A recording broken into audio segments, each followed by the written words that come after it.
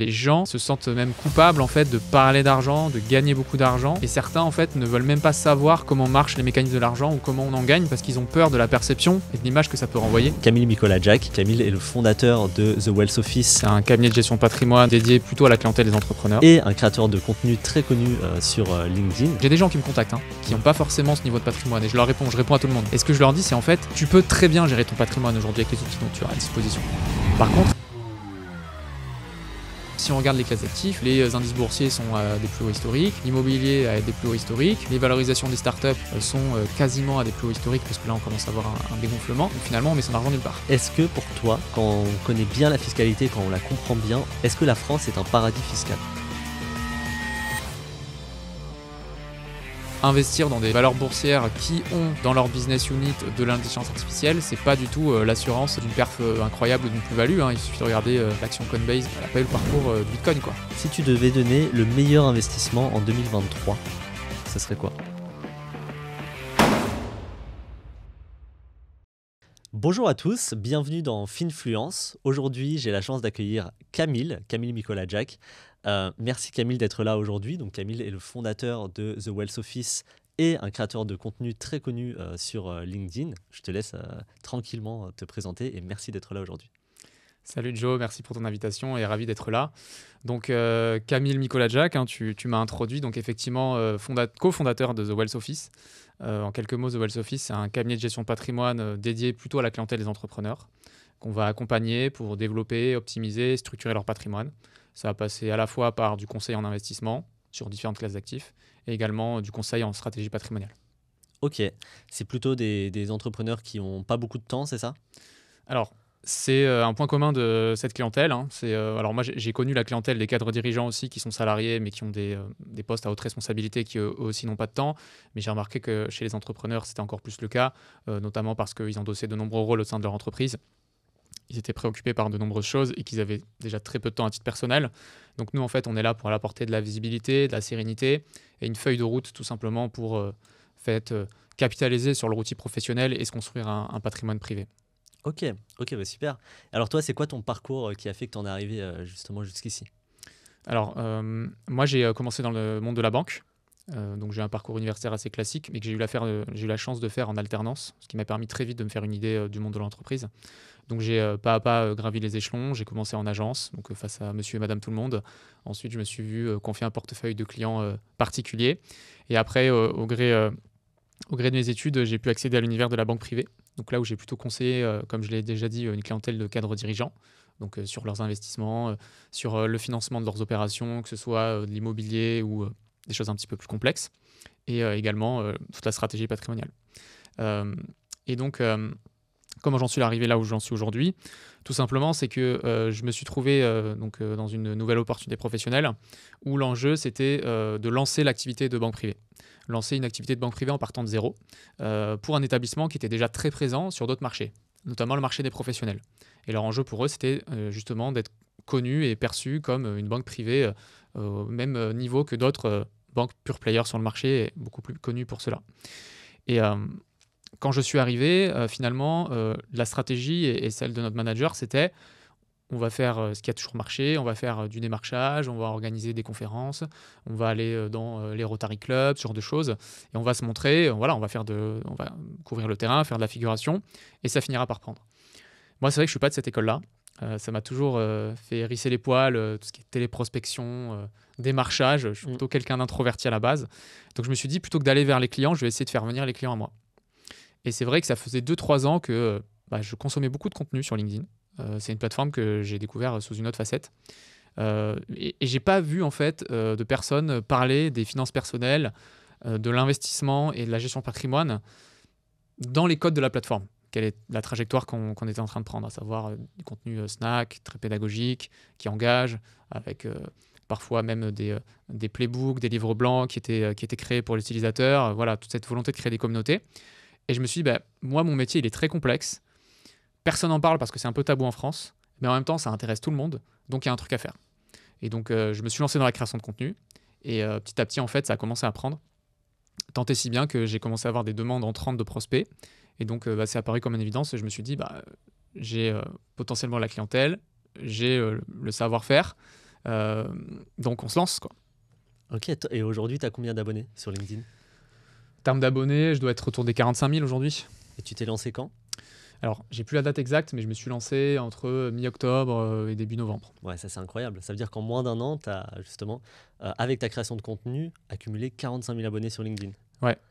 Ok, bon, bah c'est top. Et qu'est-ce qui a fait, à ton avis, que tu t'es démarqué? C'est le fait que personne ne parle de ça ou c'est autre chose? Je pense que c'est plusieurs choses. Déjà, comme je l'ai dit, il y a le sujet qui est à la fois tabou, Mm. qui peut être controversé, mais qui intéresse énormément de gens. Pourquoi? Parce que c'est un sujet imminemment complexe, la gestion de patrimoine, parce que ça va regrouper des notions financières, des notions fiscales, des notions juridiques, des notions sociales, des notions bancaires, immobilières, et j'en passe. Et c'est très rare, en fait, d'avoir quelqu'un qui a une certaine expertise dans tous ces domaines. Et quand on est entrepreneur, finalement, on est confronté à tous ces sujets. Et comme on a peu de temps, ben, on a besoin d'avoir un accès facilité à cette information, d'avoir accès à quelqu'un qui peut nous conseiller sur l'ensemble de ces sujets. Et donc, je pense que le fait de proposer du contenu pédagogique qui vulgarise ces sujets qui paraissent très complexes, très opaques parfois, c'est ce qui a fait que je me suis démarqué. Ok, ouais, d'accord. Et justement, c'est intéressant ce que tu as dit sur l'argent qui était tabou, mais en même temps qui intéressait tout le monde. Ouais. Est-ce que tu peux développer un petit peu cette idée de l'argent tabou en France? Qu'est-ce que tu penses de ça? Bah, je pense que c'est assez équivoque, hein. Aujourd'hui, la question du salaire, elle est indiscrète. La question de la valeur du patrimoine, elle est indiscrète. On essaie d'esquiver ces sujets. Il y a beaucoup de gens qui ne savent pas quel salaire gagnent leurs parents. Et il y a Mm. aussi, si tu veux, tous ces non-dits et ce tabou fait que les gens se sentent même coupables en fait, de parler d'argent, de gagner beaucoup d'argent. Et certains, en fait, ne veulent même pas savoir comment marchent les mécanismes de l'argent ou comment on en gagne parce qu'ils ont peur de la perception et de l'image que ça peut renvoyer de parler de ces sujets. Donc, moi, je pense profondément que l'argent devrait être un sujet dont on devrait parler avec beaucoup plus de liberté, de façon beaucoup plus décomplexée. Parce qu'au final, l'argent est au service de nos projets, au service de nos ambitions, au service de nos rêves. C'est un outil, l'argent, c'est pas une fin en Mm. soi. Mm. Et je pense que quand on maîtrise les mécanismes de l'argent, on est beaucoup plus épanoui dans sa vie en général. Preuve en est, ça génère du stress chez beaucoup de personnes. Donc je pense que ça passe notamment par la pédagogie et l'éducation pour progresser sur Ouais. la maîtrise de l'argent. C'est vrai que ça, c'est un truc que j'ai pu remarquer aussi, c'est qu'à partir du moment où on s'intéressait à l'argent et que vraiment on mettait le nez dans nos finances, et bah c'est là que bizarrement on atteignait quand même une certaine sérénité financière. Alors que quand on essaye de cacher un petit peu bah voilà, la poussière sous le tapis, bah, y a du stress permanent en fait. S'intéresser à l'argent, c'est justement ouais, ce qui apporte cette sérénité. Ok, et tu penses que ton rôle à toi justement en tant que créateur de contenu, qui est à la base là pour mettre en avant finalement ton expertise et attirer les clients à toi, est-ce que tu penses qu'aujourd'hui, tu participes justement à cette démocratisation des finances personnelles, cette démocratisation du fait qu'on s'intéresse à l'argent, etc. Je pense qu'effectivement, j'y contribue. Alors après, j'ai pas du tout une position de précurseur. D'autres l'ont fait avant moi sur d'autres plateformes. Donc que ce serait notamment sur YouTube, hein, où il y a énormément de créateurs de contenu qui parlent d'argent. Sur Instagram, je crois aussi qu'il y a une grosse population de créateurs de contenu sur les finances personnelles. Mais c'est vrai que sur LinkedIn, c'était pas trop le cas. Et je pense que j'ai été un peu dans le premier wagon, dans les premiers. J'ai pas été le premier. Il y en a d'autres qui l'ont fait avant moi.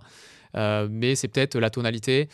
J'ai également aussi parfois une position assez rentre-dedans, un peu no bullshit, à vouloir mettre le doigt sur certaines idées reçues, sur certains non-dits également, parce que je pense que la transparence, c'est une valeur fondamentale, enfin en tout cas pour moi, si on veut pouvoir avancer avec quelqu'un dans une relation de confiance. Et donc je pense que c'est un peu le momentum, hein, du coup, le fait que certains créateurs se sont lancés, le positionnement, peut-être aussi les formats, tu vois, les infographies, ça marche très bien, ça permet en un coup d'œil d'avoir accès à une information synthétique et intelligible. Donc je pense que c'est un peu un mix de tout ça donc, qui fait que ça a marché. Mais Ok. je pense pas avoir une recette secrète miracle Ok. pour réussir. Et il y a les conseillers en gestion de patrimoine aujourd'hui, ils sont souvent critiqués, puisque en fonction évidemment de leur rémunération. Comment vous êtes rémunéré et qu'est-ce que tu penses un petit peu de tout ça?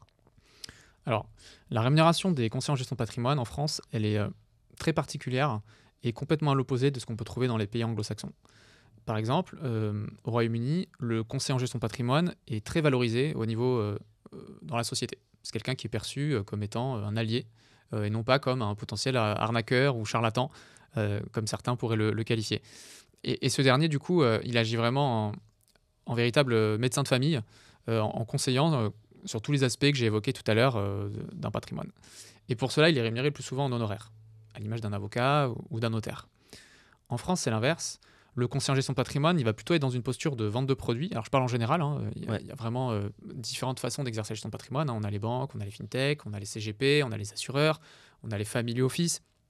Il y a une population assez large. Mais en général, la gestion de patrimoine se résume plutôt à la vente d'un produit plutôt qu'à la vente d'une solution. Et nous, ce qu'on fait chez The Wealth Office, c'est qu'on va plutôt vendre et engager sur des solutions que sur des produits. À savoir qu'on va partir des besoins du client, de ses objectifs, de ses motivations, de ses ressources et de ses contraintes. Donc, qu'est-ce que je veux, où je veux aller, qu'est-ce que je veux éviter et qu'est-ce que j'ai comme ressources pour y arriver. On part vraiment de ces 3 piliers et ensuite, en articulant toutes les compétences que j'ai évoquées, donc que ce soit des investissements ou que ce soit des schémas patrimoniaux, on va construire pour lui voilà, le schéma idéal pour qu'il puisse atteindre ses objectifs. Nous, à ce niveau, en fait, on va vraiment différencier, distinguer les deux métiers.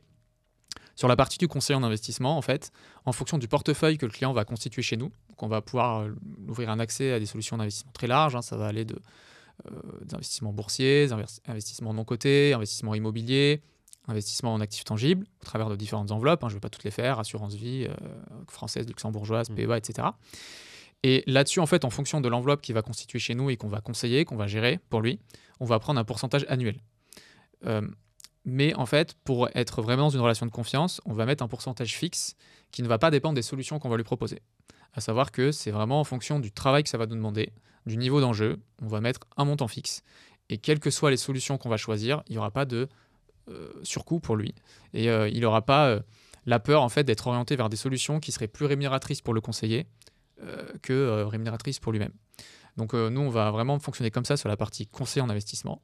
Et sur la partie ingénierie patrimoniale, ça va vraiment être comme un avocat ou une autre profession libérale, à savoir qu'en fonction du nombre d'heures que ça va nous prendre et en fonction de la complexité du schéma, est-ce que c'est des choses qu'on a déjà fait, qu'on peut répliquer assez facilement, adapter aux clients? Est-ce que c'est des choses où on a besoin de faire beaucoup de recherches?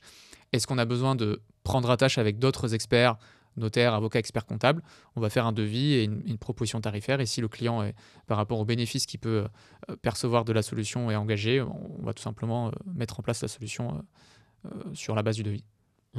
Ok. Et justement, vous accompagnez des clients qui ont déjà un certain patrimoine, qui est environ de combien? À partir de combien? Alors, en fait, c'est vrai qu'il y a plusieurs offres sur le marché de la gestion de patrimoine et il y a plusieurs types de clients et plusieurs types de besoins. Nous, c'est sûr que quelqu'un qui débute dans le domaine de l'investissement, qui n'a pas encore constitué un socle patrimonial, donc qui n'a pas peut-être déjà acheté sa résidence principale, un bien locatif, une résidence secondaire, qui n'a pas déjà plusieurs dizaines de millions d'euros d'épargne, on ne va pas avoir de valeur ajoutée pour lui parce qu'en fait, on va tout simplement l'inviter à travailler sur ces sujets-là. Déjà avoir une épargne de précaution, déjà faire un PEA avec des ETF, déjà acheter un premier bien immobilier. Donc nous, en fait, si tu veux, l'offre, on l'a vraiment pensée pour une clientèle qui ne trouve pas chaussure à son pied sur les solutions qu'on trouve facilement sur le marché, les fintechs, les banques privées. Donc nous, on va vraiment avoir une valeur ajoutée à partir de 250 000 euros d'investissement confié. Pourquoi? Parce qu'à partir de ce montant, déjà nous, le temps qu'on va y passer, il va être correctement rémunéré. Et en fait, nous, notre volonté, c'est pas de faire du mass market, c'est plutôt de faire une boutique qui gère bien ses clients et qui a beaucoup de temps à dédier à ses clients, qui peut vraiment apporter un conseil personnalisé. Et surtout, les solutions d'investissement qu'on va proposer, qui sont plus performantes, habituellement réservées à une certaine clientèle fortunée et moins chargées en frais, ont des seuils d'éligibilité plus élevés. Et donc, plus le client va avoir une enveloppe importante, plus on va pouvoir lui donner accès à des solutions confidentielles, qualitatives, et a priori, sur du long terme, ça fera la différence par rapport à des solutions dites plus retail, accessibles au grand public.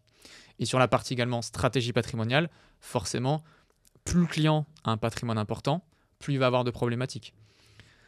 Par rapport au droit de succession, il va avoir une pression fiscale sur la transmission plus importante, donc il va avoir besoin de conseils pour anticiper, optimiser sa transmission.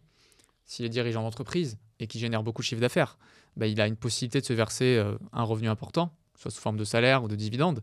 L'idée, ça va être de trouver l'optimum, le bon mix entre salaire et dividende. Est-ce qu'il faut que je sois sur une SAS, une SARL? Tu vois, tout ça, c'est complexe, ça demande une certaine expertise, faire des calculs, des projections. Et nous, on va être là pour ça. A contrario, quelqu'un qui a un patrimoine assez modeste, assez simple finalement, on va pas avoir de valeur ajoutée parce que je vais toujours le dire, et j'ai des gens qui me contactent, qui n'ont pas forcément ce niveau de patrimoine, et je réponds à tout le monde. Et ce que je leur dis, c'est en fait, Tu peux très bien gérer ton patrimoine aujourd'hui avec les outils dont tu as à disposition. Tu peux acheter un logement principal, tu peux acheter un bien locatif, tu peux investir en bourse via les ETF, les frais sont très raisonnables, les performances font mieux que 95% des fonds du marché. Donc tu n'as pas besoin de plus, tu n'as pas besoin d'aller voir plus loin. Par contre, à partir du moment où ces solutions deviennent limitantes et que tu as des problématiques qui te coûtent très cher à ne pas être adressées et résolues, viens voir un gestionnaire de patrimoine. Ok, c'est hyper intéressant. Donc vous avez en fait cette partie où vous conseillez des gens à partir du moment où vous êtes pertinent et vous gardez une indépendance en fait. Vous êtes rémunéré au travail que vous faites et pas aux produits que vous proposez. Est-ce que tu conseillerais de la même manière quelqu'un qui a 500 000 euros de patrimoine ou 1 million par exemple et quelqu'un qui vient de débuter et qui a peut-être 5 000 euros de côté? Alors non, et je pense que ma réponse va recouper la précédente. Quelqu'un qui a 5 000 euros de côté, déjà, tu vois, je pense que tu connais cette image, un petit peu la pyramide de l'épargne, hein, le Ouais. patrimoine, Mm. on aime bien le penser comme une pyramide. Il faut d'abord déjà qu'il assure ses arrières, c'est-à-dire qu'il couvre tous les aléas du quotidien. Si je vais avoir, je sais pas moi, un imprévu, donc une panne de voiture, des travaux sur mon logement, si je suis propriétaire, des travaux sur la copropriété, un pépin de santé, un arrêt de travail, il faut avoir de la trésorerie disponible. Donc par rapport à ça, on va préconiser 6 à 12 mois de revenus disponibles. Voilà, les conseils sont divers et variés, ça va dépendre des personnes. Mm. Ensuite, c'est pareil, c'est au niveau de l'investissement, en fait, tout fonctionne en horizon de temps. C'est-à-dire que plus j'ai du temps devant moi, et plus j'ai des sommes importantes, plus je peux me permettre d'investir dans des choses dont la liquidité est limitée et dont l'espérance de gain et le risque sont plus élevés. Donc quelqu'un qui a que 5 000 euros à investir, je vais l'inviter à remplir ses livrets tout simplement et peut-être commencer à investir sur la base d'une capacité d'épargne mensuelle quelques dizaines ou centaines d'euros par mois sur des ETF. Quelqu'un qui a 500 000 euros, je veux dire, on va déjà faire un audit, on va regarder votre situation actuelle, les axes d'optimisation, les points faibles, faire le point sur vos objectifs, envisager les leviers que vous avez à disposition, et ensuite, on construit un plan pour vous. Effectivement, à partir de ce niveau d'encours et de patrimoine, il y aura forcément des choses à faire. Maintenant, quelqu'un qui a 500 000 euros de patrimoine, mais qui a tout ce patrimoine dans son logement principal, qui n'a pas de liquidité, je peux avoir une énorme valeur ajoutée à lui donner, quoi, Ouais. à lui apporter. Ça va être très limité. Ok. Et justement, pour quelqu'un qui débute, tu lui conseillerais plutôt de se lancer en bourse ou en immobilier? Ça va vraiment dépendre de son... En fait, ça dépend de plusieurs choses. Ça va dépendre de son aversion au risque, de son objectif de rendement, sachant que les deux sont intimement liés. On ne peut pas avoir un rendement très élevé sans une prise de risque proportionnelle. Et également de ses convictions. Parce qu'en fait, les clients, je leur dis, il y a effectivement le couple rendement-risque, mais il faut aussi que vous puissiez dormir sur vos deux oreilles la nuit. Il ne faut pas que vous deveniez stressé par rapport aux investissements ou aux schémas qu'on a mis en place. Donc si vous n'êtes pas à l'aise et engagé avec la solution on a évoquée, on ne le fait pas, on n'y va pas. Il ne faut pas que ça devienne une source de stress, il ne faut pas que ça devienne anxiogène. Donc, commencer par l'un ou l'autre, je dirais qu'il faut faire les deux. Je dirais que si ta situation professionnelle et familiale te le permet, donc achète un premier bien locatif ou achète ta résidence principale. Alors là, c'est un long débat. Est-ce qu'il faut commencer par l'un ou l'autre? On pourrait en parler pendant des heures. Mais déjà, c'est mieux que de ne rien faire, de commencer par l'un ou l'autre. Et par ailleurs, l'investissement financier, c'est sur le long terme. C'est une des classes d'actifs qui est la plus performante. Ça a l'avantage d'être relativement liquide. Ça a l'avantage de ne pas nécessiter de gestion. On peut déléguer on peut faire ça de façon totalement passive. Donc moi, je conseillerais de faire les deux. Après... à proportion de tes moyens, de ton objectif de rendement, de ton appétence au risque et de tes convictions également. Justement, ouais, tu t'en penses quoi, toi, entre la résidence principale et l'investissement locatif, par lequel il faudrait commencer? C'est un très très très long débat. Moi, je pense qu'il ne peut pas se limiter uniquement à une grille de lecture financière. On peut s'amuser effectivement à faire des calculs. Si j'achète un bien dans telle ville, j'habite dans telle ville, est-ce que je me mets propriétaire ou locataire? Si je me mets locataire, ça va me coûter moins cher tous les mois, donc le différentiel, si je le place en bourse, combien ça va me rapporter, etc., etc. Et puis on peut faire des plans sur la comète. Moi, j'ai pas d'avis tranché là-dessus. Je dirais juste que la résidence principale, c'est un superbe levier d'enrichissement parce que on est son propre locataire, donc finalement on n'a pas de risque d'impayé, parce qu'a priori, si on est solvable auprès de la banque, c'est qu'on a un revenu stable, puis on est en confiance par rapport à ça. C'est également une niche fiscale intéressante, puisque la création de patrimoine que tu fais au travers du remboursement de ton prêt n'est pas imposable, ce n'est pas un revenu. Et également, la plus-value éventuelle que tu auras à la revente, elle est défiscalisée. Donc ça, c'est super. Et c'est une façon totalement passive d'investir, d'allier plaisir et investissement. L'investissement locatif, c'est une autre paire de manches. C'est-à-dire que là, tu rentres vraiment dans la dimension de l'investisseur actif. Quoi qu'on te dise, tu peux passer par des sociétés d'investissement clé en main qui font ça très bien. En fait, ils vont t'enlever une épine du pied sur une partie du process, à savoir trouver la ville, faire les simulations, ensuite faire les travaux, t'accompagner sur l'achat, ensuite faire les travaux, l'ameublement, la première mise en location. Mais finalement, le jour où il y a ton ballon d'eau chaude qui explose, le jour où il y a un locataire qui ne paye pas, le jour où tu as une dégradation, le jour où tu as un locataire qui part et qu'il faut le remplacer, alors là, les agences s'en occupent, mais elles vont quand même te téléphoner pour te présenter les dossiers, etc., lequel vous préférez, ça ne sera jamais complètement passif. Donc, quelqu'un qui veut investir dans l'immobilier, qui veut absolument pas prendre de risques, ne serait-ce que d'avoir des dégradations, des impayés, qui veut pas avoir le risque d'avoir un coup de fil un dimanche parce qu'il y a un problème avec un électroménager, qui veut pas devoir faire 1 heure de voiture parce qu'on lui a conseillé d'investir dans le Nord alors qu'il habite à Paris et que là-bas les rendements sont meilleurs pour aller faire un changement de locataire, faut pas qu'il fasse d'immobilier locatif. En revanche, et donc il faudra plutôt se diriger vers la résidence principale. En revanche, quelqu'un qui est un investisseur plutôt actif, qui a conscience de ses risques, qui les accepte et qui comprend la prime de risque, c'est-à-dire le supplément de rémunération qu'il peut avoir à faire ça d'investissement, pourquoi pas aller vers le locatif? Mais pour moi, l'investissement locatif n'est absolument pas en opposition avec la résidence principale. On parle d'immobilier, seulement il y en a un qui est plutôt passif, qui est intimement lié à ta personne, et l'autre qui est vraiment lié à des variables économiques. Il y a un aléa au niveau du locataire, il y a aussi toutes les notions fiscales qui sont complexes. Est-ce qu'on peut acheter en société? Est-ce qu'on achète en direct? On fait du nu, on fait du meublé? Enfin voilà, il y a toute cette dimension de conseil. Ça peut prendre du temps aussi à la gestion. Donc voilà, c'est déjà se connaître soi-même, poser ses objectifs financiers et regarder si la résidence principale y répond correctement. Sinon, est-ce que l'investissement locatif y répond mieux? Si tu es quelqu'un qui est assez nomade et que tu aimes bien bouger, tu ne vas pas forcément acheter ta résidence principale parce que si tu achètes tous les 2 ans et qu'après tu revends, forcément tu n'auras même pas amorti tes frais d'acquisition. Donc, ce ne sera pas une bonne opération. On ne gagne pas tous les coups en achetant sa résidence principale, il ne faut pas le croire, surtout dans un marché où les valorisations sont assez élevées. Donc voilà, c'est très complexe à répondre comme question. Mais en tout cas, moi, j'ai pas du tout de dogme à ce niveau-là et je dirais pas commencer absolument par l'un, commencer absolument par l'autre. Ok, c'est intéressant d'apporter cette nuance. C'est vrai qu'on trouve souvent, en gros, le classique où il faut absolument commencer par l'achat de la loc et tout. Mais oui, l'immobilier, c'est de l'investissement actif, quoi qu'on en dise, en tout cas l'immobilier locatif. Ok, même si en résidence principale, ton ballon d'eau chaude peut aussi péter et là, tu le subis et tu dois aussi faire quelque chose. Absolument.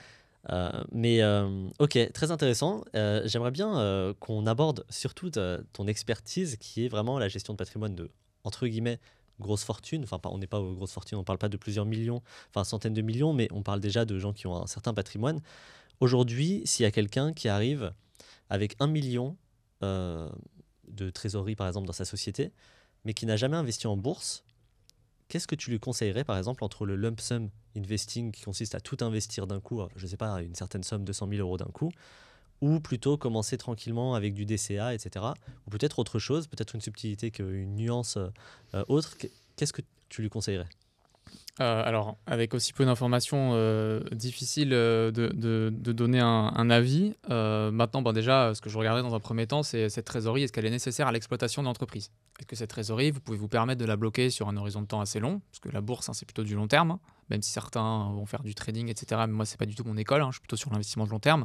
Donc, si l'horizon de placement est suffisamment long, déjà, on va pouvoir dire, OK, la bourse, ça peut être intéressant pour vous.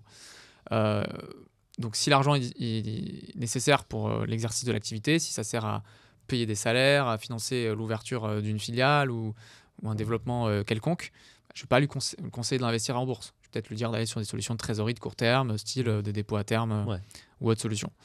Maintenant, admettons que cette personne ait un horizon de temps assez long devant elle. Déjà, je ne lui conseillerais pas d'investir en bourse via son entreprise. S'il a une entreprise, qui plus est qu'il a des associés ou des actionnaires externes, que cette entreprise pourrait être éventuellement revendue un jour, que sais-je, évitons de mélanger le perso et le pro. Plutôt qu'il retire cet argent pour investir à titre perso, ou si il a une holding ou qu'il n'en a pas, plutôt faire cet investissement au travers de sa holding personnelle.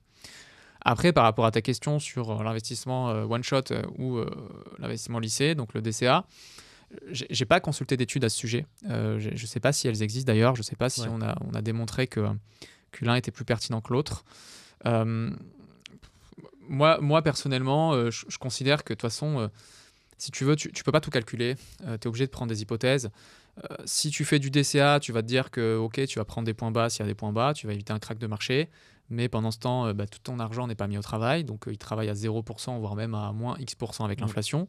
Donc, tu aurais pu profiter de la hausse du marché pendant ce temps-là. Alors que si tu vas sur l'investissement one-shot et que tu investis sur un pic de marché et qu'il y a un crack derrière, tout ton capital se retrouve pénalisé et tu vas peut-être mettre des années à recouvrer ta mise de départ. Donc là-dessus, là encore, j'ai pas de vérité. Euh, je dirais que je regarderais tout simplement la répartition actuelle du patrimoine du client. Je regarderais l'horizon de temps qu'il a devant lui. Et potentiellement que je ferais un premier investissement one shot. Donc voilà, d'une partie du capital. Donc la poche qu'on dédie à la bourse, je mettrais peut-être d'un coup 25%. Et peut-être que je le lisserai au moins sur l'année pour me dire qu'on a un bon compromis entre on essaye de ne pas faire du market timing, on essaie d'y aller en plusieurs fois, mais à la fois on met son argent au travail parce qu'au bout d'un moment, sinon on se fait grignoter par l'inflation. Ouais, ok. Et ok, hyper intéressant. Et justement, pour le fait de soit passer par la holding, soit retirer cet argent, qu'est-ce que tu en penses, toi? C'est quoi le mieux pour toi, le Bah, plus optimisé? alors là, franchement, c'est aussi une question très complexe parce que, en fait, l'idée, si tu veux, de l'entrepreneur, c'est que il doit mettre son entreprise au service de ses projets personnels. Et donc, si à titre personnel, il a 5 enfants, qu'il a un train de vie très soutenu, qu'il voyage beaucoup, qu'il va beaucoup au restaurant, qu'il a beaucoup de hobbies, de passions, il va avoir besoin de beaucoup d'argent. Il va avoir un train de vie très important. Donc à ce niveau-là, il va avoir une rémunération qui va être importante. Et le fait de lui dire que cet argent, pas retiré, mais laissé dans la holding et capitalisé à X% par an, lui donnera un pouvoir d'achat beaucoup plus important dans 10 ans, ça ne l'intéresse pas. Parce que lui, cet argent, il le veut tout de suite. Donc il va avoir plutôt tendance à se rémunérer de façon importante, consommer au fur et à mesure, et puis son excédent de trésorerie, le placer à titre personnel. Donc ça va vraiment dépendre de la personne, de ses objectifs, de son lifestyle. Pareil, si au niveau de la transmission, on identifie que par rapport à la valeur de son patrimoine, ses enfants vont payer beaucoup de droits de succession, ou que madame est pas, ou monsieur d'ailleurs, si c'est une entrepreneuse, le conjoint du coup n'est pas suffisamment protégé, peut-être qu'on va dire ouais mais attends, cet argent si on le sort effectivement ça va coûter des impôts, des cotisations sociales, mais par contre on va pouvoir l'investir au travers d'un contrat d'assurance vie où on va mettre une clause bénéficiaire adaptée pour limiter la pression fiscale pour tes ayants droit. Et là du coup on rajoute une dimension à la problématique. Et du coup c'est pas juste est-ce que c'est plus rentable de le laisser dans la holding et de ne pas payer l'impôt ou de sortir, c'est vraiment une vision d'ensemble qu'on va apporter. Et c'est pour ça que c'est très complexe de répondre à la question. Maintenant, si on est sur une logique purement financière, bah, quand tu sors l'argent, tu as un frottement, donc tu vas Mm. perdre entre 30% si c'est un dividende et plus si c'est un salaire avec les cotisations sociales. Et donc tu auras un capital moins important pour investir, donc tu vas reculer en arrière pour ensuite sauter. Alors que si tu le fais au travers d'une holding, tu auras un frottement fiscal modique en fonction du régime pour lequel tu as opté et tu vas pouvoir mettre quasiment tout ton argent au travail et donc capitaliser. Et peut-être dans 10 ans avoir un capital beaucoup plus important. Attention, cet argent, si tu voudras en profiter un jour, il faudra quand même le sortir Mm. et tu paieras quand même les impôts et les charges sociales. Mais in fine, tu auras cumulé avec les intérêts composés plus d'argent que si tu ne l'avais fait à titre personnel. Qu'est-ce que tu conseillerais aux couples, aux couples qui veulent investir ensemble pour se protéger déjà et pour, d'une manière générale, gérer des investissements ensemble, ce qui ne doit pas être facile quand on est en couple? Bah, alors, ça va dépendre. C'est vrai que l'investissement lie donc les différentes parties prenantes. En gros, pour investir, tu as deux choix, hein. Tu as l'achat en nom propre et tu as l'achat via une société, principalement une société civile. Je vais essayer d'être bref et simple. Si tu achètes en nom propre et que tu n'es pas marié avec la personne, tu vas forcément être soumis au régime de l'indivision. Le régime de l'indivision, c'est un régime qui est très précaire, avec des règles qui sont clairement définies dans le Code civil, qui sont assez strictes, contraignantes, et qui font qu'en cas de mésentente, en gros, l'un peut forcer la vente du bien. S'il n'y a pas d'entente pour les travaux et qu'on n'arrive pas à trouver un accord, on peut passer devant un juge qui va trancher. Donc, bref, c'est quelque chose qui est assez précaire, donc qu'on ne recommande pas forcément pour l'investissement immobilier, sauf si on est marié avec la personne et que du coup, ça fait des années, qu'il y a une confiance qui est installée, etc. Donc si on veut investir avec quelqu'un et qu'on est en couple, plutôt s'orienter vers la société civile qui permet de régir les règles de fonctionnement, donc les règles de gouvernance, de vote, de partage des bénéfices, c'est beaucoup plus confortable. Et après, ça va dépendre aussi en fonction du régime matrimonial, hein. Tu me demandais pour se protéger. Certains vont opter pour des régimes séparatistes. Donc le principe, c'est que chacun gère son patrimoine de son côté et chacun va avoir des régimes communautaires, à savoir qu'on va créer une masse commune et que tous les investissements qui vont être faits à compter de la date du mariage vont être faits au travers de cette communauté, indépendamment des apports respectifs de chacun. Ça va profiter à la communauté. Donc en fonction de l'objectif du client, si sa priorité c'est de protéger son conjoint ou ses enfants ou les deux en même temps, on va adapter le régime matrimonial, on va passer ou pas par la création d'une société civile avec une rédaction des statuts adaptés. C'est très complexe, très large, il y a beaucoup de notions. Encore une fois, on part des besoins du client, de ses objectifs, de ce qu'il veut, de ce qu'il veut éviter, et on construit à partir des différents mécanismes existants la solution qui convient. Mais il n'y a pas une solution miracle pour se protéger ou pour sécuriser son investissement. Ça dépend des cas. Ok, écoute, merci. Et qu'est-ce que tu conseillerais à des gens qui ont ce déclic, qui veulent gérer leurs finances, qui veulent mettre en place une épargne, qui veulent investir, etc., et qui sont en couple avec quelqu'un qui ne le veut pas, qui n'a pas du tout ce déclic et qui n'est pas du tout dans la même optique, qui est plutôt dans « je vis le moment présent », alors que là, il y a cet aspect où je veux construire un patrimoine. Qu'est-ce que tu conseillerais ? Tout simplement, je dirais suivez votre intuition et faites-le. Donc, si vous n'avez pas la même vision sur la gestion de votre patrimoine, peut-être gérer ça séparément déjà. Avoir une gestion commune, ça serait pas forcément une bonne idée. Donc de le faire, donc de se documenter et de se lancer tout seul, hein. Il y a des gens qui investissent seuls, il y a beaucoup d'entrepreneurs qui sont mariés en séparation de biens, qui vont gérer leurs investissements de leur côté. Ça ne veut pas dire qu'il n'y a pas d'affect avec monsieur ou madame respectivement, ça ne veut pas dire qu'ils ne veulent pas se protéger mutuellement, mais ça veut peut-être dire qu'effectivement la gestion des finances n'est pas des plus vertueuses en couple et qu'elle est plus efficace chacun de son côté. Donc moi je leur conseillerais de le faire tout simplement. Ok, donc tu penses que c'est quand même possible de construire une relation malgré, on va dire, ce différent ? Ouais, je pense. Moi après j'ai eu la chance de rencontrer quelqu'un qui avait un petit peu la même vision des choses que moi. Donc je me suis jamais retrouvé dans la situation que tu décris, mais j'imagine que ça existe. Donc ces gens-là, je leur conseillerais de suivre leur intuition, de se faire accompagner, de se former, de documenter et de se faire la main petit à petit en faisant des investissements, d'y prendre goût. Et peut-être que du coup, le partenaire suivra derrière en voyant que ça marche pour lui. Ok. Et petite question un peu spécifique, on va dire, à la fiscalité. Est-ce que pour toi, quand on connaît bien la fiscalité, quand on la comprend bien en France, est-ce que la France est un paradis fiscal ? Alors, la France, un paradis fiscal. Alors, je dirais que, eu égard aux paradis fiscaux, donc tous les pays où il n'y a même pas d'imposition, non, clairement pas. Maintenant, la France a un système fiscal très complexe, mais qui offre de nombreuses opportunités, de nombreuses niches de faveur. Et tout le jeu, en fait, c'est de savoir identifier ces niches et de savoir laquelle articuler en fonction de sa situation. Donc, in fine, on finit toujours par payer de l'impôt. C'est ce que je dis à mes clients, hein. C'est impossible d'optimiser la fiscalité sur tous les plans et de ne jamais payer d'impôt. Et le meilleur moyen de défiscaliser, pour moi, c'est de payer l'impôt. C'est tout simplement choisir le régime fiscal le plus opportun et accepter qu'on va payer le montant de l'impôt qui est prévu au moment donné. Mais on a toujours une possibilité d'arbitrer entre des régimes fiscaux qui, en fonction de ses objectifs, sont plus intéressants que d'autres. Donc je dirais que c'est complexe, donc tout seul, c'est dur de s'y retrouver, et on a parfois l'impression d'être matraqué par la fiscalité, que c'est très confiscatoire, mais pour ceux qui ont accès à du conseil et qui ont la possibilité d'utiliser différents leviers, différents régimes de faveur, ça peut être quand même très intéressant. Maintenant, il ne faut pas se comparer, comme je l'ai dit, avec les 10 paradis fiscaux, car eux, il y a zéro impôt, quoi. Ok. Bon, écoute, merci pour ta transparence. Et question bête, mais qui revient très, très, très souvent. Moi, j'ai ma propre opinion là-dessus, mais si tu devais donner le meilleur investissement en 2023, ce serait quoi ? J'en ai pas. Aujourd'hui, les classes d'actifs sont quand même toutes très valorisées. Donc, moi, je dirais que le meilleur investissement, c'est celui qui répond. Ça fait très corporate ce que je veux dire. Mais désolé, je vais me répéter. Mais c'est l'investissement en fait qui va répondre à ton horizon de temps.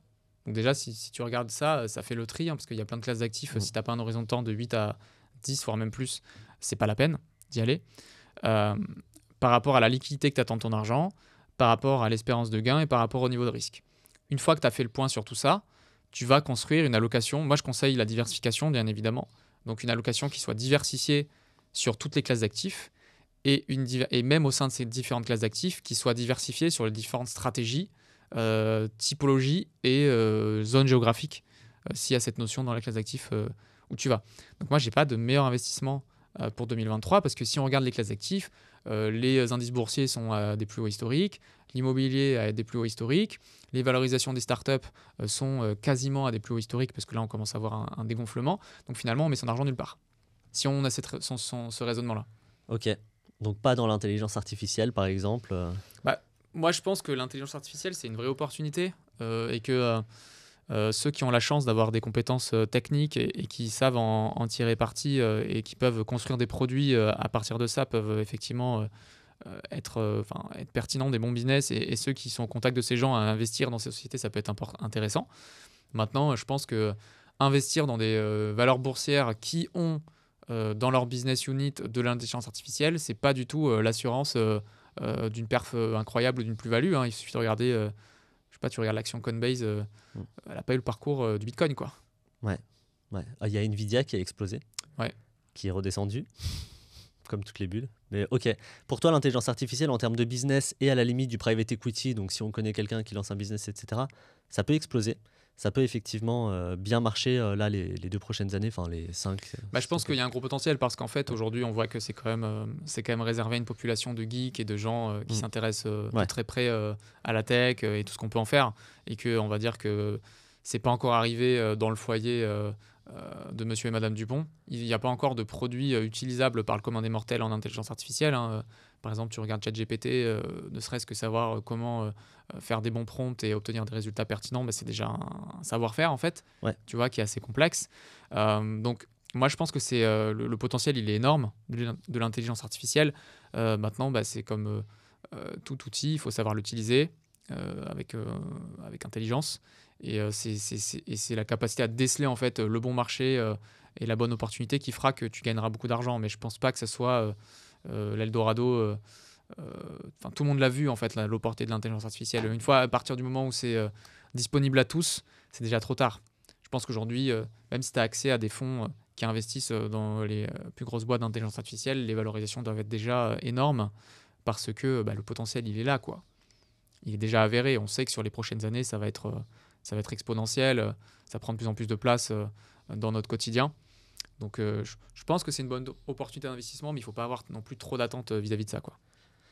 Et l'intelligence artificielle dans l'investissement, c'est-à-dire analyser, l'intelligence artificielle, à l'avenir, parce qu'aujourd'hui on est vraiment aux prémices, mais qui va automatiquement analyser une société, qui va automatiquement, par rapport, par exemple dans ton métier à toi, par rapport à la situation de quelqu'un, définir un patrimoine, construire un patrimoine et l'adapter. Qu'est-ce que tu en penses ? Est-ce que tu penses qu'il y a un avenir dans ça ?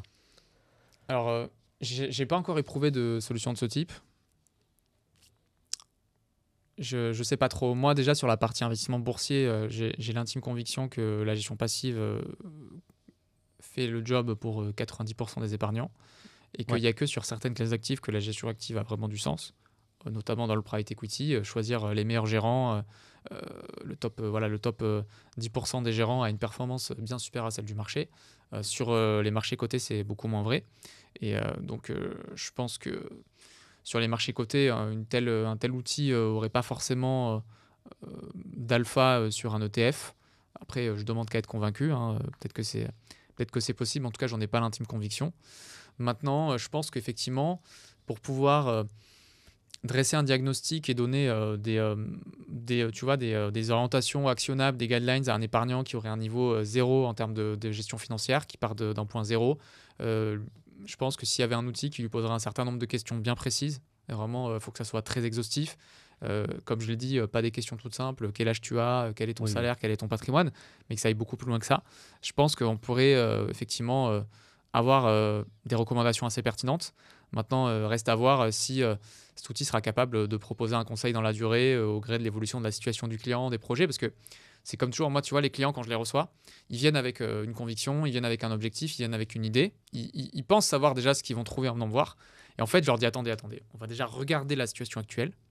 On va vérifier si tout est optimisé, s'il n'y a pas des angles morts, s'il n'y a pas des axes d'amélioration.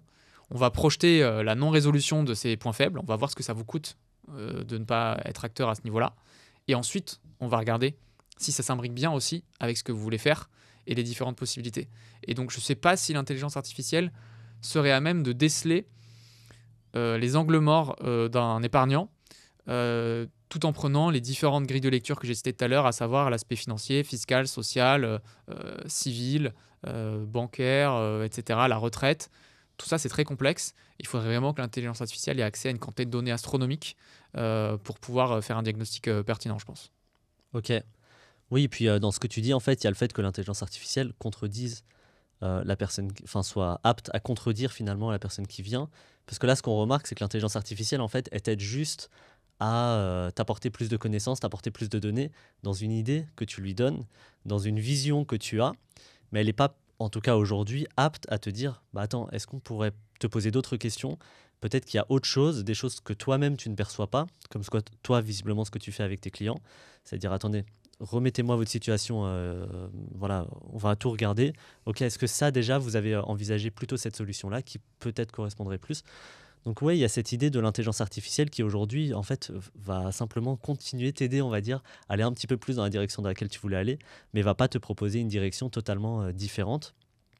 Donc c'est vrai que, ouais, vu comme ça, peut-être que l'IA, elle est, ouais, peut-être que ce sera pas pertinent, même pour un métier comme ça. En tout cas, pour des plus gros patrimoines, je pense que, voilà, pour des... Je pense que ça peut être pertinent, ne serait-ce que pour faire un diagnostic, tu vois, te demander quelle est la valeur de ton patrimoine, comment il est réparti sur les différentes classes d'actifs, te demander voilà, quel rendement tu attends de ton épargne, est-ce que tu serais prêt à accepter tel niveau de perte, tu vois, un peu les questions types qu'un CGP Mm. doit poser pour évaluer le profil de risque d'un client. Bah là déjà ça pourrait donner une allocation type. Tu vois, ça pourrait dire mais tant de pourcents dans l'immobilier, tant de pourcents dans le non-coté, tant de pourcents sur les marchés financiers. Ça, je pense que ça pourrait faire le job. Maintenant, après, pour le choix des supports, quels sont les meilleurs, analyser les frais, euh, tu vois, vraiment faire ce benchmark, il faut vraiment que ça soit très robuste, je Ouais, pense. ok, d'accord. Et c'est quoi, par exemple, un type d'investissement que tu conseillerais absolument pas?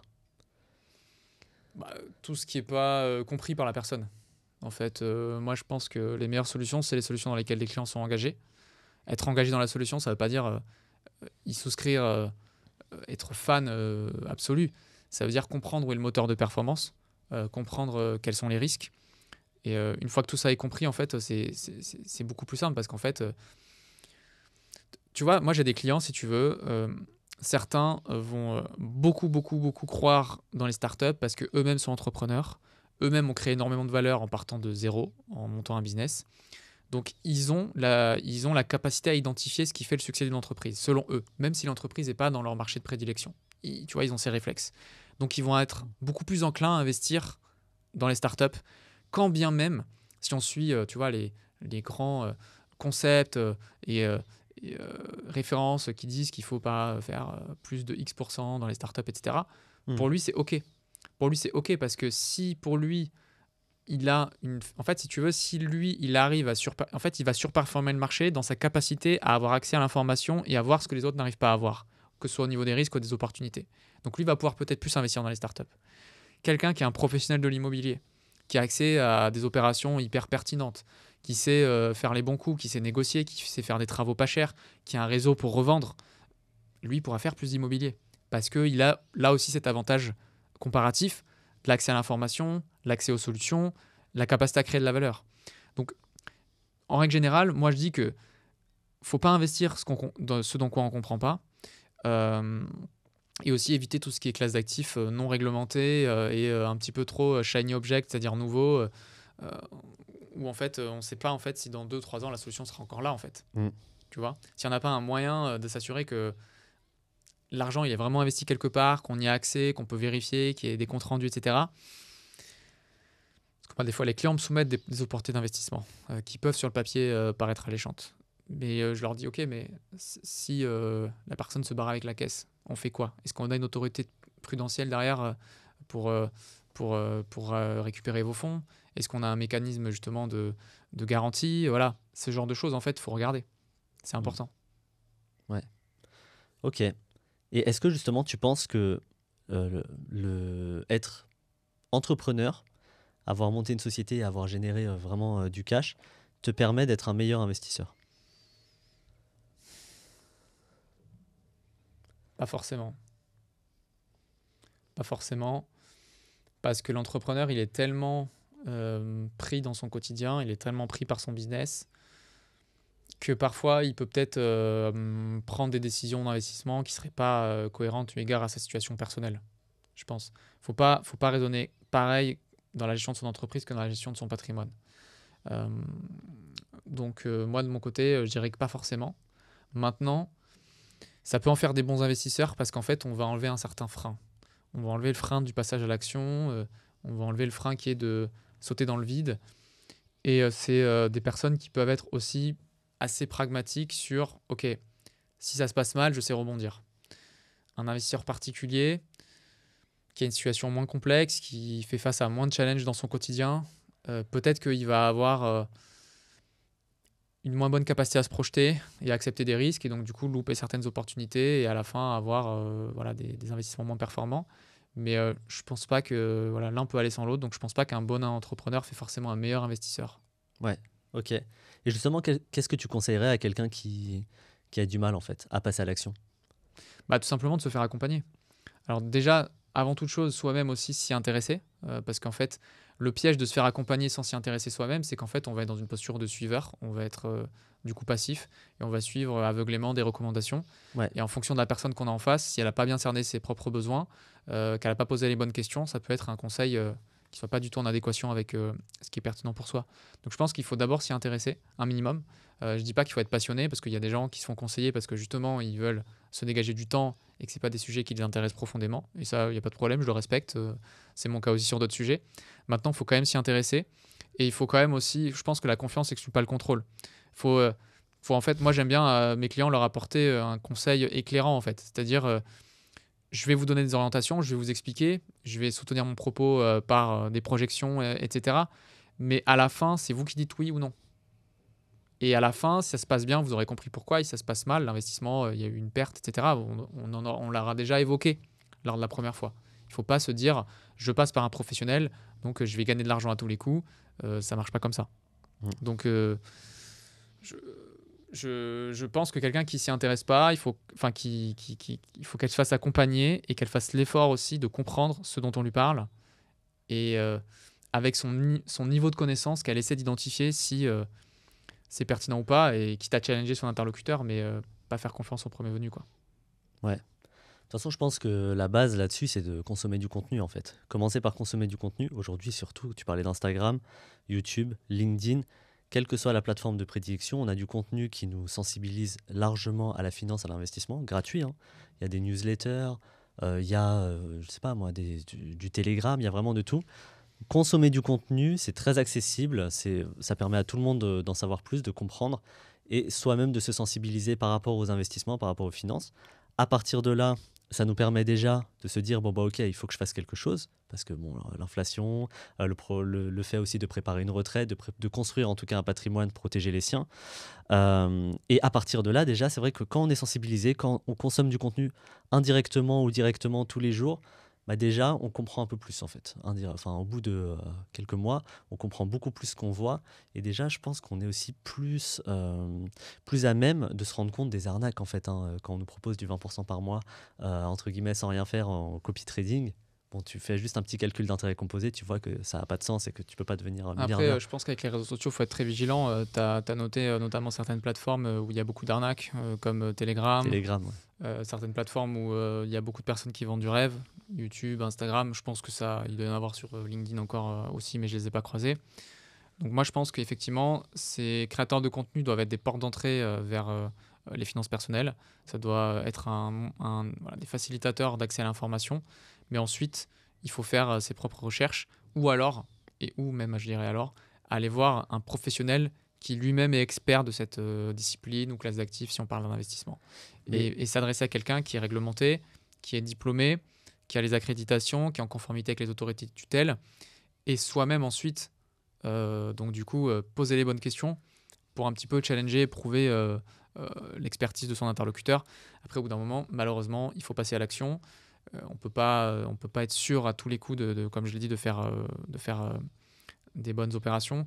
Mais déjà, si vous avez bien posé vos objectifs, votre appétence au gain, vos aversions aux pertes, vos motivations profondes, a priori, les choses Mm. que vous allez mettre en place devraient vous rendre service d'ici quelques dizaines d'années. Mais le truc aussi, je trouve, qui est difficile par rapport à ça, moi je me mets aussi à la place, parce que c'est souvent des retours que j'ai de mon côté, je me mets à la place de quelqu'un qui débute. Tu parles de faire ses propres recherches. Il part sur Instagram, YouTube, LinkedIn, peu importe. Comment il peut savoir que la personne qu'il a en face de lui est vraiment bienveillante et lui partage vraiment du contenu de qualité? Parce que soit, tu parlais d'accréditation, c'est quelqu'un qui a des accréditations, hein, ou même un conseil de gestion patrimoine, principalement il est rémunéré par les produits qu'il propose. C'est ce qu'on disait tout à l'heure. Tout à fait. De l'autre côté, tu as ceux qui vont aussi te vendre du rêve. Sauf que quand tu débutes, tu fais pas forcément la distinction. C'est pas forcément évident pour tout le monde. Et donc, je pense que quelqu'un qui débute, c'est très difficile de vraiment distinguer. Je pense qu'il faut simplement consommer en masse au bout d'un moment, tu te rends bien compte qu'il y en a qui te racontent des cracks et il y en a qui, enfin, quand on te parle de rendements qui sont absolument magiques, passifs, etc., il y a un problème, tu vois. Donc, je pense que si tu consommes en masse, tu vas naturellement, ton cerveau va distinguer, en fait, va se dire, bon, bah lui, ok, ça a l'air d'être plutôt solide, et lui, non, il essaie juste de me vendre un petit peu ses produits. Ah, mais c'est sûr que c'est très compliqué quand on n'a pas soi-même les clés pour comprendre et identifier l'expertise de son interlocuteur. Bah, un moyen, ça peut tout simplement être d'aller, de se documenter avec des livres, Ouais. d'apprendre les fondements, donc le couple rendement-risque, voilà, tout ce qui est les classes d'actifs. Et après, il faut se lancer. Moi, j'ai beaucoup de clients avec qui on travaille, qui en fait ont commencé l'investissement en travaillant avec des personnes qui ne les ont pas forcément très bien conseillés, donc qui leur ont vendu des investissements pas très performants ou en adéquation avec leurs objectifs, et qui s'en sont rendus compte. Et en s'en rendant compte, en fait, se sont dit, il y a peut-être une autre possibilité, il faut que je creuse. Ils se sont intéressés à la fiscalité, ils se sont intéressés aux frais, ils se sont intéressés aux performances du marché, et pas à regarder justement uniquement les performances de leur investissement.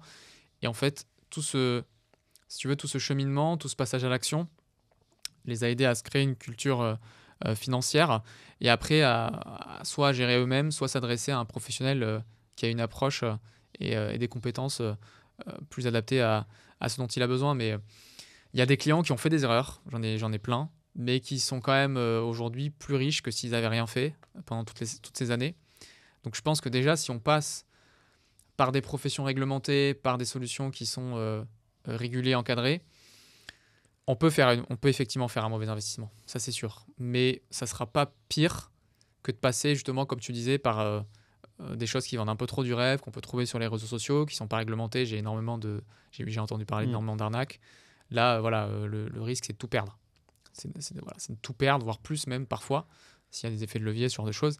Donc, moi, je pense que déjà, faire ses propres recherches et passer par une profession réglementée, c'est déjà un bon moyen de ne pas faire la pire erreur, quoi. Et quel livre tu conseillerais, par exemple, à quelqu'un qui part de zéro? Wow, je sais pas, ça dépend. Il y en a plein. Alors moi, il faut savoir que déjà, je suis pas un grand lecteur. J'ai lu quelques livres. C'est honnête.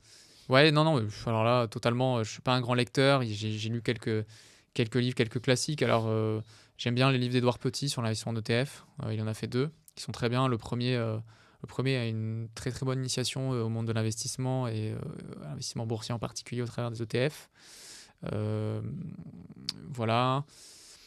C'est celui. En fait, je suis pas sûr que je recommanderais un livre en fait, parce que les livres en fait, tu sais aussi, il y a vraiment cette notion de ligne éditoriale et en fait, il y a un parti pris par l'auteur et donc du coup, tu vas apprendre au travers de son prisme et parfois le premier ou deuxième livre que tu vas lire va laisser une empreinte en fait dans ton cerveau et tu vas donc toujours interpréter les choses avec ce prisme et parfois aussi donc passer à côté d'opportunités. Donc j'en ai pas un à recommander, je pense qu'il faut en lire plein sur les mêmes sujets pour un peu challenger les différentes idéologies. Et c'est pas mal aussi d'aller sur les différents blogs, par exemple Avenue des investisseurs de Ouais. Nicolas Decodin, qui est très bien, qui a un panel très large, très éclectique. On va trouver du contenu sur l'investissement, la fiscalité, donc ça, c'est très bien. Donc je pense qu'il faut recouper différentes sources et se faire sa propre culture financière, quoi. Ok. Donc ouais, c'est ça, consommer en masse en fait, du contenu en masse sur toutes les plateformes. Ouais, et c'est vrai que les blogs, c'est d'une manière générale, enfin Avenue des investisseurs, ouais, c'est un blog très bonne qualité et qu'on préconise, enfin qu'on recommande très largement. Ouais. Ok, bah écoute, très bien. Euh, où est-ce qu'on peut te retrouver? LinkedIn. Pour suivre mon contenu LinkedIn et si vous voulez être accompagné pour optimiser, gérer votre patrimoine, investir, thewealthoffice.co. Ok. Eh ben, écoute, merci beaucoup Camille pour être présent ici sur Finfluence. Ça a été vraiment un plaisir et de parler un petit peu de fiscalité, tout ça. Donc n'hésitez pas voilà, on mettra le lien dans la description du LinkedIn et on se dit à très vite. Merci Joe, à bientôt. À bientôt. Ouais.